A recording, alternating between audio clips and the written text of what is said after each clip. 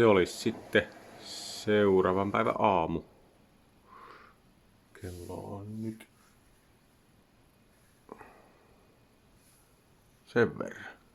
Sunnuntai 2.3.8.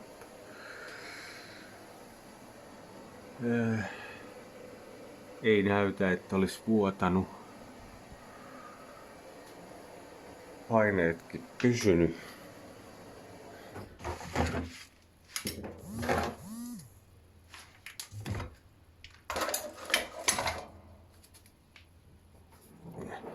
Tulppakin pysynyt kuivana.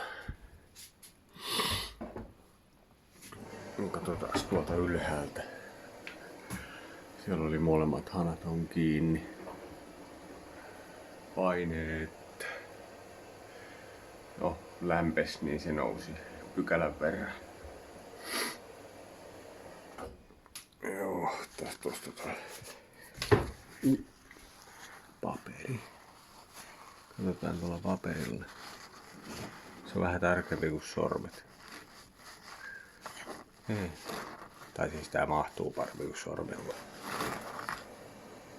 Kuivaa.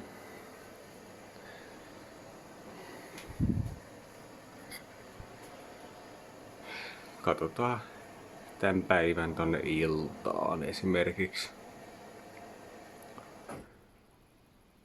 Ettei se ole alkanut vuotaa, niin sitten uskaltaa ton kasata.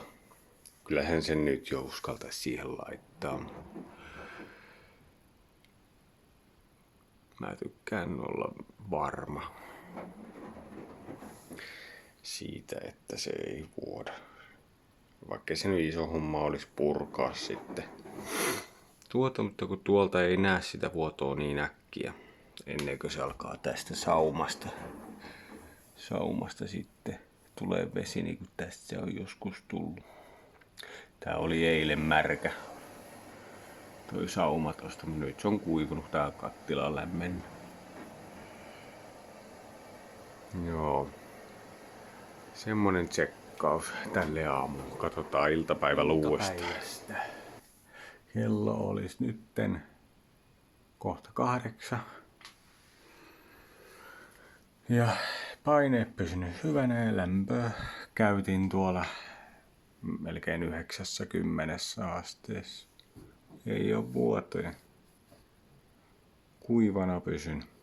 Loistavaa. Joo. Hieno homma. Tänään ei enää kyllä.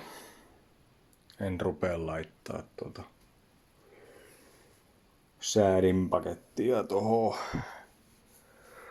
paikalle.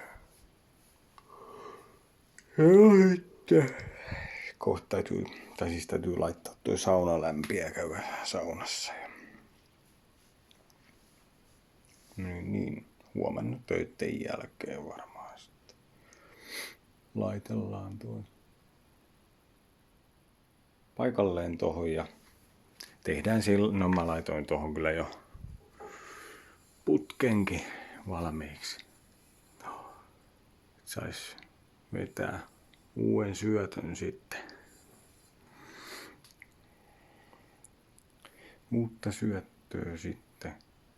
Mutta se tarvitsisi tuoda just tuolta ylhäältä jostain.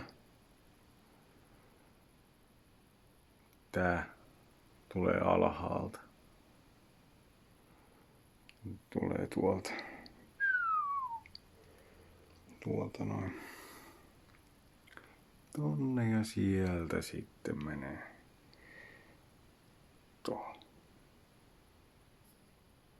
Mä nyt ajattelin, että kyllä mä otan tästä 6 sähkön pois ja siirrän sen tähän 9. Kokeillaan, että kuinka se 9 toimii.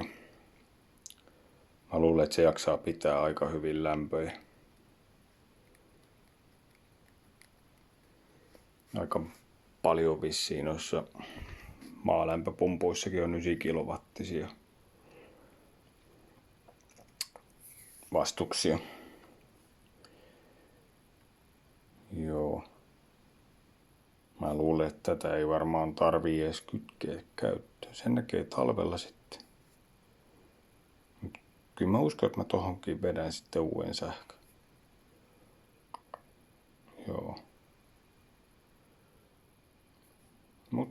Sitä kerkee miettiä sitten vaikka talvella, jos alkaa tulla kylmä. No tietysti saadaan me öljyllä.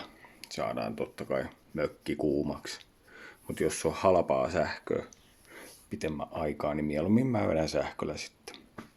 Öljy sen verran kalliimpaa nyt kuin tuo sähkö. Varsinkin tänään. Joo, ei mitään. Kiitti, moro.